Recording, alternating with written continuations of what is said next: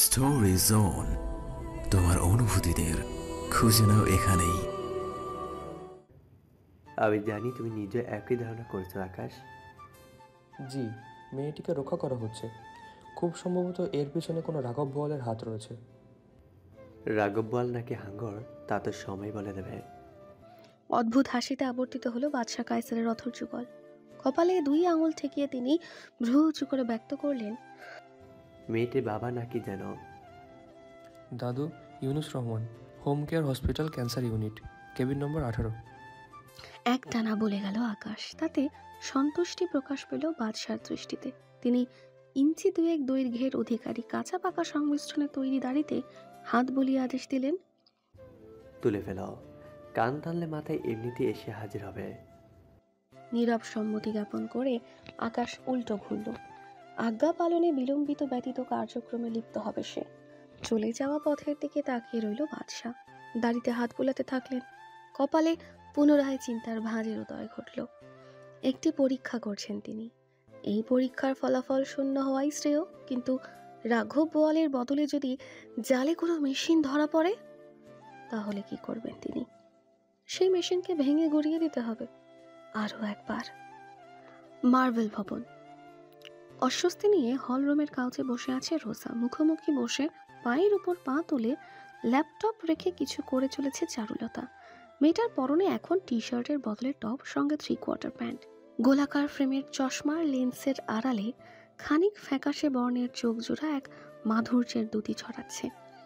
আসমান বাসায় নেই। সে গতকাল রাতেই কোথাও বেরিয়েছে, অবশ্যই কোথাও গিয়েছে, এবং কেনই বা গিয়েছে কোনো ধারণা নেই রোজার। ঘুম থেকে উঠে ফ্রিজের সাথে চুম্বক দিয়ে আটকানো ছোট্ট একটা নোট পেয়েছিল সে, ওয়েল বি লেট। এটুকুই। লেখাটুকু বুঝতেও বেশ বেগ পোহাতে হয়েছে রোজাকে। হয়তো খুব তাড়াহুড়োই লিখেছে, না হলে বিরক্তি নিয়ে লিখেছে। লিখেছে যে এই বেশি, না হলে আসমান উধাও হলেও আরেক চোট পোহাতে হতো তাকে। বাড়ি ফাঁকা পেয়ে এখন তাই গোটা সকাল রোজা একা একা চিন্তা ভাবনা করে কাটিয়েছে কিভাবে দাদুর চিকিৎসার জন্য টাকা জোগাড় করবে।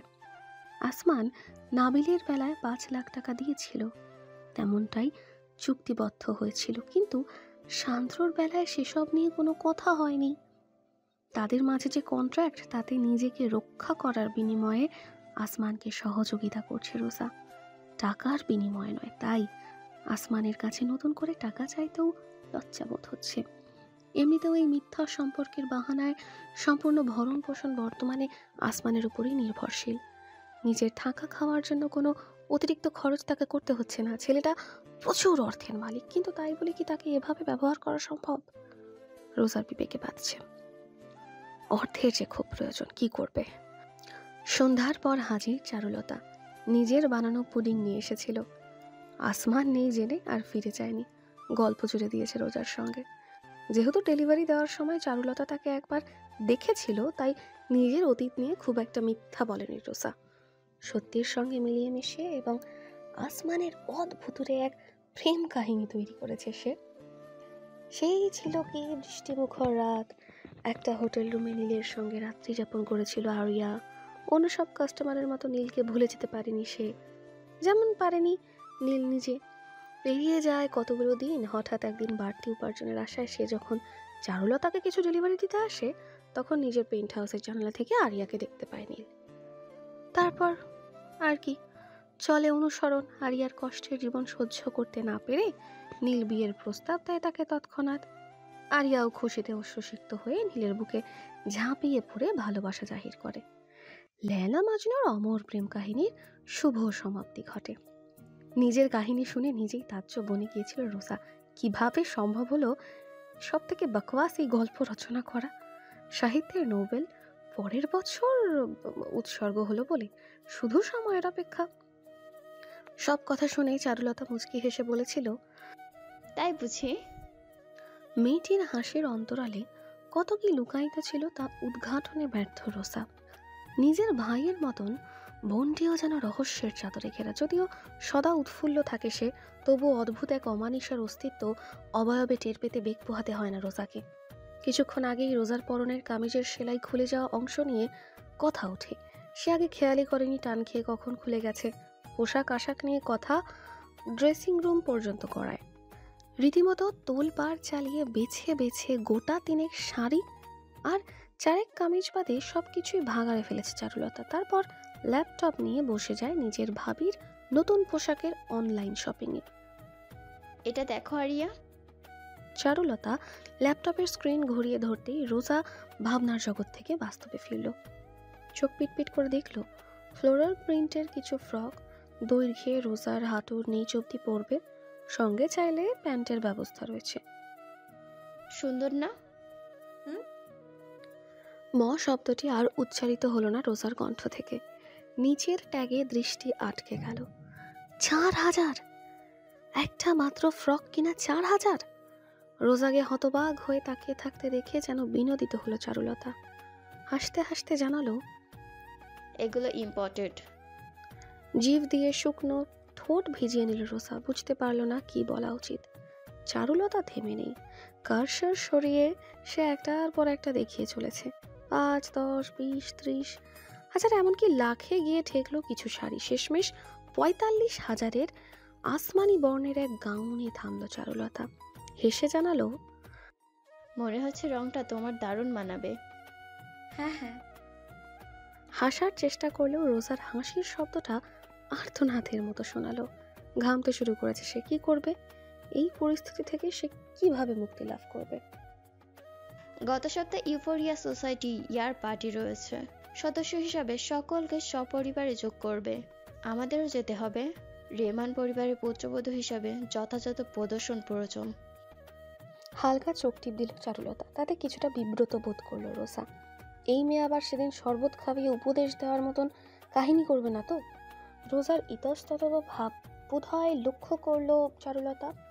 ল্যাপটপ নিজের দিকে ঘুরিয়ে আরো কিছু অপশন দেখতে দেখতে সে বলল, এটা আমার উপহার থাকবে ননদিনী হিসাবে তোমার জন্য। আমি একজন ফ্রিল্যান্সার। অতিরিক্ত তথ্যটুকু চারুলতা কেন প্রদান করেছে তা উপলব্ধি করতে ব্যর্থ হলো না রোজা। ফ্রিল্যান্সারদের উপার্জন এই দেশে মোটেও নগণ্য নয়। তাছাড়া রিমান পরিবার যথেষ্ট সম্পদশালী না হলে এমন ভবনে একটি গোটা পেন্ট হাউস, ফ্ল্যাট এবং পোর্শের মতন গাড়ির মালিক হওয়ার প্রশ্নই আসে না। রোজাকে দেখিয়ে একের পর এক পোশাকের অর্ডার দিতে আরম্ভ করলো চারুলতা। মূল্য হিসাব করতে করতে রোজার রীতিমতো বুক ধরফর অবস্থা। চারুলতাকে থামাতে সে হাত চেপে ধরল। ব্যাস ব্যাস, অনেক হয়েছে, আর নয়। রোজার আতঙ্ক লক্ষ্য করে এক গাল হাসলো চারুলতা। হাসলে গালে ঠোল পড়ে, বেশ লাগে দেখতে। ভ্রু দলিয়ে দুষ্টুমির ভান করে সে বলল, don't worry bro, have platinum card. Say platinum card থাকুক আর কোহিনূর কার্ড থাকুক, তোমার ভাই এসব দেখে আমাকে 19টা ছুরির গুঁতো দেবেন না কিংবা কেটে কুটে বুড়িগঙ্গায় ভাসাবেন না, তার কি গ্যারান্টি? বলতে চাইলেও বলতে পারল না রোজা। শুধু জোরপূর্বক হাসলো, যেন কি এক মজাদার কথা বলেছে চারুলতা। ঠিক তখনই বিকট রিংটনে বেজে উঠল রোজার ফোন। এক উদ্ভট মেটালিক ব্যান্ডের কর্কশ কণ্ঠে গান। গান না বলে তাকে অবশ্য শব্দ দূষণ বলা শ্রেয়। ফোনের থেকে দূরে থাকলে রিংটোন না শোনা কিংবা ঘুমে থাকলে উঠতে না পারার ঝামেলা থেকে রেহাই পেতে এমন করেছে রোজা। দাদু যেহেতু হসপিটালে, তাই যে কোনো মুহূর্তে এমার্জেন্সির জন্য প্রস্তুত থাকতে হয় তাকে। পেন্ট হাউসের প্রশান্ত পরিবেশের মাঝে উৎকট শব্দটি চারুলতাকে পর্যন্ত হতচকিত করে তুলল। রোজা দ্রুত ফোন হাতে নিল।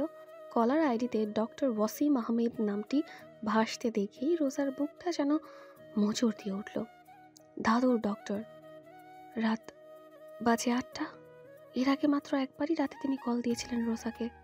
প্রায় শেষ হয়ে গিয়েছিল সব আশা সেদিনই রোজার, কিন্তু স্রষ্টার আশীর্বাদে সে যাত্রায় রক্ষা পেয়েছিলেন ইউনুস রহমান। কিন্তু এবার হ্যালো। কাপা কাপা কণ্ঠে ফোন রিসিভ করলো রোজা। দূরে সরে দাঁড়ানো চারুলতার থেকে ডক্টর ওয়াসিমের চাপা কণ্ঠস্বর শোনা গেল দ্রুতই। মিস রোজা। জি বলুন ডক্টর, কোনো সমস্যা? আমি কি আসবো এক্ষুনি? দাদু ঠিক আছে? আপনার দাদু ঠিক আছেন, কিন্তু কিন্তু বিস্মিত হলো রোজা, তথাপি কণ্ঠস্বর শান্ত রাখার চেষ্টা করলো। আমি জানি না বিষয়টি ঠিক কেমনভাবে আপনাকে বলা উচিত। I think something fish is going around here. মানে একটু বুঝিয়ে বলবেন প্লিজ? রোজার কণ্ঠে আকুতি ঝরে পড়ল। ডক্টর ওয়াসিম দ্রুত কণ্ঠে বললেন, আজকে সন্ধ্যায় দুজন লোক আসে হাসপাতালে আমার কাছ থেকে আপনার দাদুর সম্পর্কিত বিভিন্ন তথ্য জিজ্ঞেস করে। আমি প্রথমে রাজি হইনি ইনফরমেশন শেয়ার করতে, এটা হাসপাতাল পলিসির বাইরে, কিন্তু কর্তৃপক্ষ ফোন করে আমাকে জানায় যে তাদের যেন সব রকম সহযোগিতা করা হয়। তারা চলে যাওয়ার পর কিছুক্ষণ আগেই দেখলাম তিনেক লোক আপনার দাদুর কেবিনের দিকে যাচ্ছে। নার্সকেও বাইরে পাঠিয়ে দেওয়া হয়েছে। বিষয়টি আপনাকে জানানোর কথা নয় আমার, উপর মহলের নিষেধ রয়েছে, কিন্তু একজন ডাক্তার হিসাবে নিজের রোগীর প্রতি দায়িত্ব আমি কিছুতেই অবহেলা করতে পারি না, আর মানুষ হিসেবেও নয়। রোজার পা ভেঙে আসছিল, কিন্তু দেওয়ালে হেলান দিয়ে সে নিজেকে রক্ষা করলো। মুহূর্তেই থর থর করে কাঁপতে লাগলো সমস্ত শরীর। Someone is very powerful is trying to do something. খুব বেশিক্ষণ ট্যাকল দেওয়া সম্ভব নয় আমার পক্ষে। ডক্টর প্লিজ 1 ঘন্টা, শুধুমাত্র 1টা ঘন্টা সময় দিন আমায়, আমি এখনই আসছি প্লিজ। রোজার 2 নয়ন উপচে অশ্রু গড়াতে আরম্ভ করেছে। ডক্টর ওয়াসিম এক মুহূর্ত নিশ্চুপ থাকলেন, অতঃপর জানালেন, ঠিক আছে, আমি 1 ঘন্টা যে কোনো অজুহাতে ঠেকিয়ে রাখার চেষ্টা করছি। ধন্যবাদ ডক্টর, অনেক অনেক ধন্যবাদ। আমি আসি, আমার দাদুর কিছু হতে দেবেন না প্লিজ। ফোন কেটে দিল রোজা। শরীর ছেড়ে দিয়ে হুড়মুড় করে পড়ে যেতে নিচ্ছিল, কিন্তু চারুলতা এসে ধরে ফেলল তাকে। চিন্তিত কণ্ঠে জানতে চাইল, কি হয়েছে আরিয়া? কোনো দুঃসংবাদ মনে হচ্ছে? জবাব দেওয়ার মতন অবস্থায় নেই রোজা। কাউচে পড়ে থাকা আসমানের হুডি নিয়ে সে এক ছুটে ড্রেসিং রুমে ঢুকলো। কুর্তির সাথে পরার জন্য একটা জিন্স প্যান্ট রয়েছে, সেটা পায়ে গলিয়ে সোজা ছুটল কিচেনে। নিজের হ্যান্ডব্যাগে ভরে নিল কিচেন নাইফ এবং মরিচের গুঁড়োর কৌটো।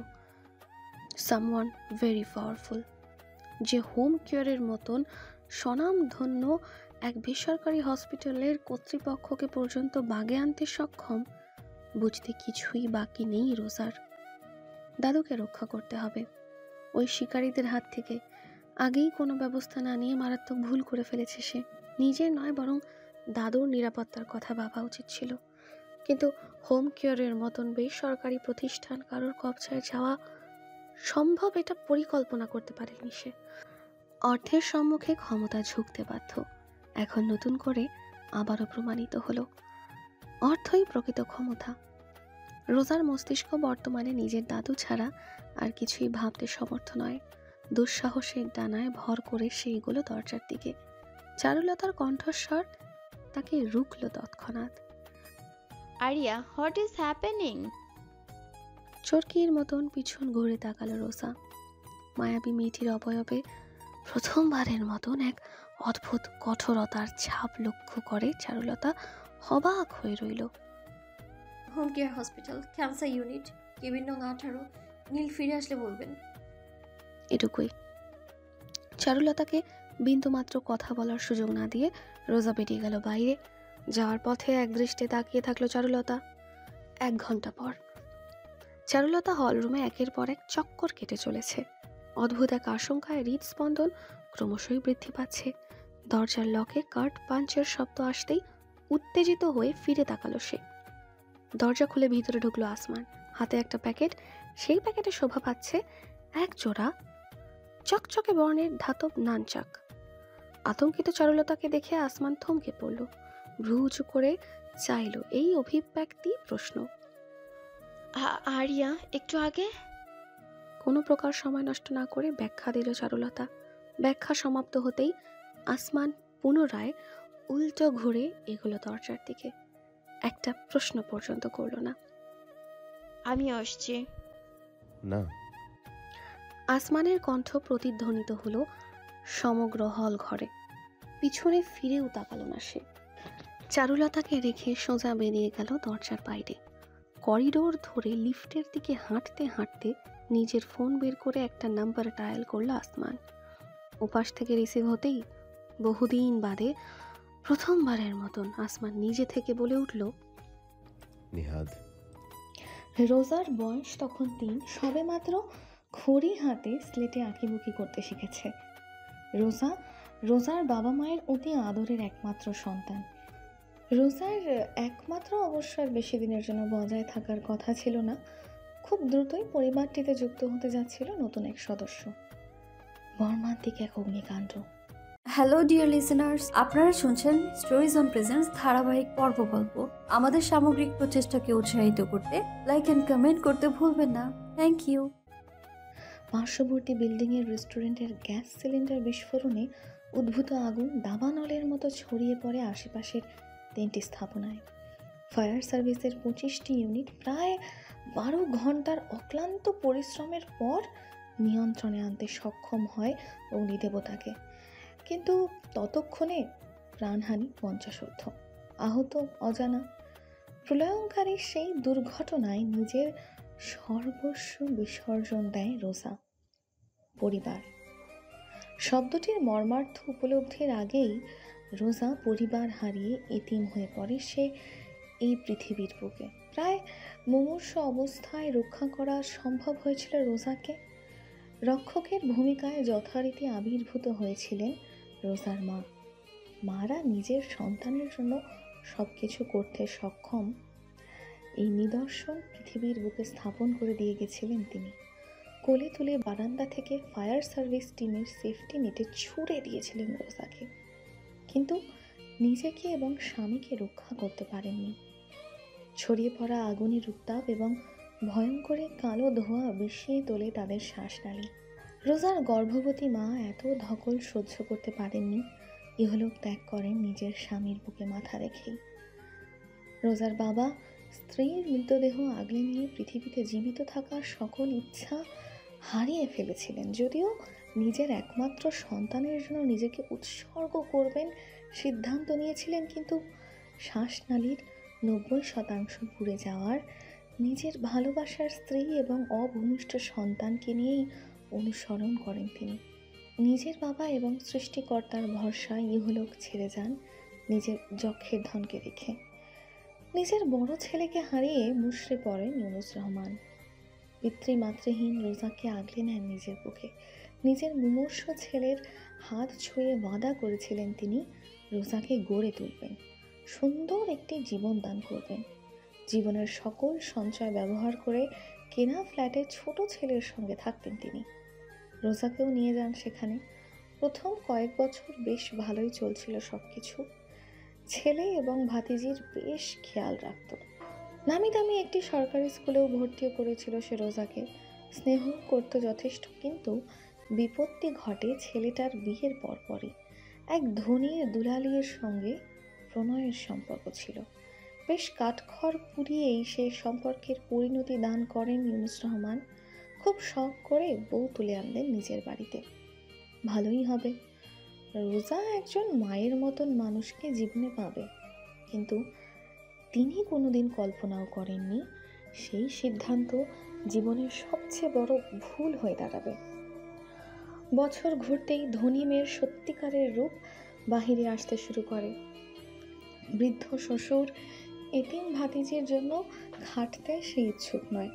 স্বামীর সঙ্গে আলাদা ঘর চায়, কারণ তার ছোট ছেলে এবং ছোট ছেলের বউয়ের সন্তান আসতে চলেছে। এমন পরিবেশ নবজাতকের জন্য মোটেও উপযোগী নয়। আলাদা থাকতে হবে, কিন্তু কেন থাকবে? ফ্ল্যাট তো আগেই ছেলের নামে লিখে দিয়েছিলেন ইউনুস রহমান। এই বাড়ির ছেলে, তিনি চলে গেলেই হয়। ইউনুস রহমান হতভম্ব হয়ে পড়েছিলেন যখন দেখলেন নিজের ছেলেও এখন পক্ষ নিল না। অত্যন্ত আত্মমর্যাদা সম্পন্ন ইউনুস কিছুদিনের মধ্যেই রোজার হাত ধরে বেরিয়ে আসেন সেই ফ্ল্যাট থেকে। মাথার উপরে খোদা আছেন, তিনি রিজিকের ব্যবস্থা করবেন। ভাগ্যের কি অদ্ভুত পরিহাস! ছেলের স্ত্রীর বিলাসিতার লাখ টাকার পামেরিয়ান কুকুরটির পর্যন্ত স্থান রয়েছে বাড়িতে, অথচ জল জ্যান্ত শ্বশুর এবং ভাতিজিকে জায়গা দিতে কষ্ট হয়ে যায়।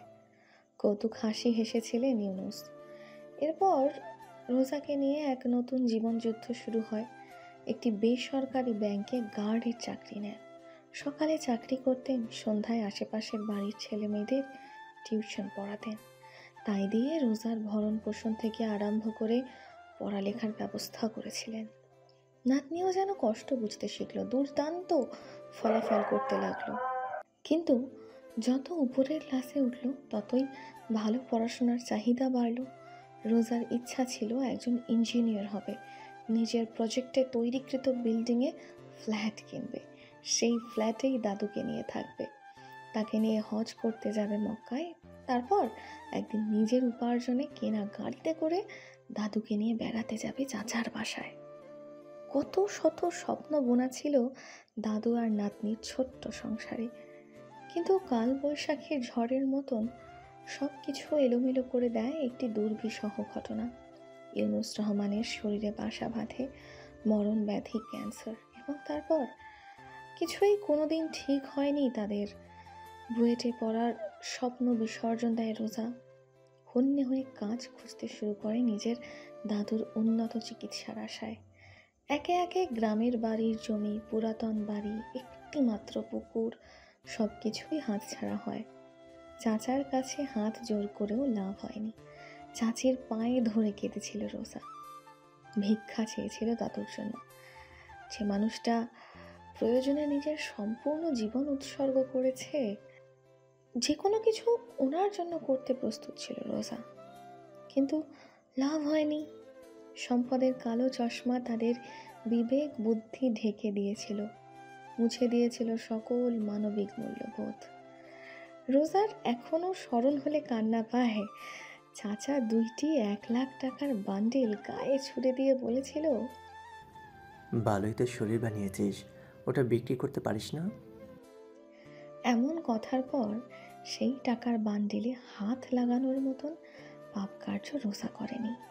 তারপরের কাহিনী বর্ণনা করার মতন তেমন কিছুই নেই, তার শুধু হৃদয়ের অনুধাবনের ব্যাপার। একটি দীর্ঘশ্বাস ফেলেন ইউনুস রহমান। অতীতের রোমন্থনে সমস্ত হৃদয় কেমন চেপে আসছে বিষাদে। মাতৃহীন 2 ছেলেকে কোলে পিঠে করে বড় করেছিলেন তিনি। একজন হলো মানুষ আর একজন অমানুষ। এই ব্যর্থতার দায় কি আদৌ ওনার?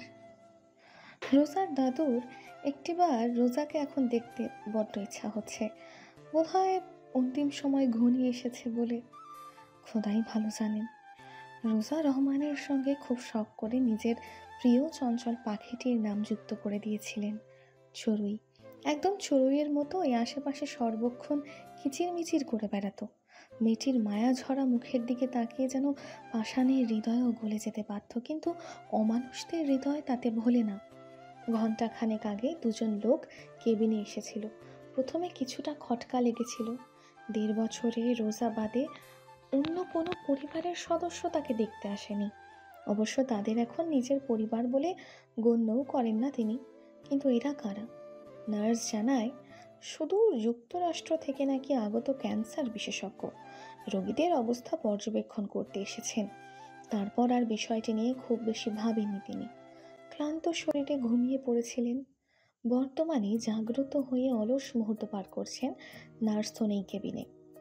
যান্ত্রিক শব্দ করে বাজতে থাকা হার্ট মনিটর ব্যতীত সব কিছুই নীরবতার চাদরে আচ্ছাদিত। হঠাৎই মৃদু ধ্বনি তুলে কেবিনের দরজাটি খুলে গেল। ভেতরে প্রবেশ করলো কেবিন বয়ের পোশাক পরিহিত একজন লোক। ক্যাবিনের পরিষ্কার পরিচ্ছন্নতা রক্ষার প্রতিদিন একবার করে ক্যাবিন বয় আসে, কিন্তু তাকে ইউনুস রহমান চেনেন। এই ক্যাবিন বয় ভিন্ন কেউ। সার্জিক্যাল মাস্ক পরে থাকার দরুন চেহারা দেখা না গেলেও শক্তিশালী দৈহিক অবকাঠামো ঢাকা সম্ভব নয়। তুমি কে? রুমি কোথায়? গত প্রায় 3 মাস যাবৎ রুমি নামের একটি ছেলে ক্যাবিন রুমে কাজ করে আসছে।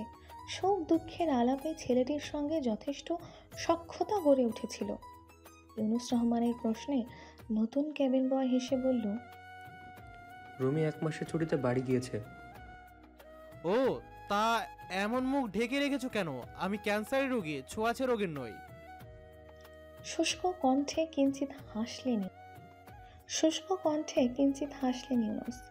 তাতে ক্যাবিন বয় আস্তে করে নিজের মাস্ক নামিয়ে ঝকঝকে এক হাসি উপহার দিল। ছেলেটির মুখপানে কয়েক মিনিট একদৃষ্টে তাকিয়ে থাকলেন তিনি, কারণ ছেলেটি সুদর্শন। এক বেসরকারি হসপিটালের কেবিন বয় চরিত্র যেন তাকে মানানসই লাগছে না। বিশেষ করে ডান কানের লতিতে চকচকে বর্ণের একটি পাথরের দুল বেশ নজর কাটছে। পুনরায় মাস্কটি মুখে চড়িয়ে সে এগোলো।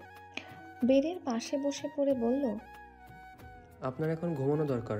আপনি ঘুমান, আমি এখানে আছি। কথাগুলো সাধারণত নার্স বলে থাকে, তবে ইউনুস রহমান খুব অবাক হলেন না। রুমি প্রায়ই রাতে কাছে বসে থাকতো, হয়তো এই ছেলেটিকেও যাওয়ার আগে বলে দিয়ে থাকতে পারে। তাই তিনি বেশি না ভেবে চোখ বুঝলেন। কিছুক্ষণ পর অনুভব করলেন কেবিন বয় ছেলেটি কপালে ধীরে ধীরে হাত বুলিয়ে দিচ্ছে।